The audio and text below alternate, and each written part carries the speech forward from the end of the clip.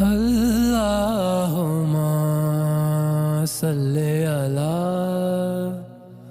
حضرت علی رضی اللہ تعالی عنہ سے روایت ہے کہ میں ایسا شخص تھا جسے جریان موذی کی شکایت تھی، تو میں نے اپنے شاگرد مقداد کو حکم دیا کہ وہ رسول اللہ صلی اللہ علیہ وآلہ وسلم سے دریافت کریں، تو انہوں نے آپ صلی اللہ علیہ وآلہ وسلم سے اس بارے میں پوچھا۔ آپ صلی اللہ علیہ وآلہ وسلم نے فرمایا کہ اس مرض میں غسل نہیں ہے، ہاں وضو فرض ہے۔ صحیح بخاری حدیث نمبر 132۔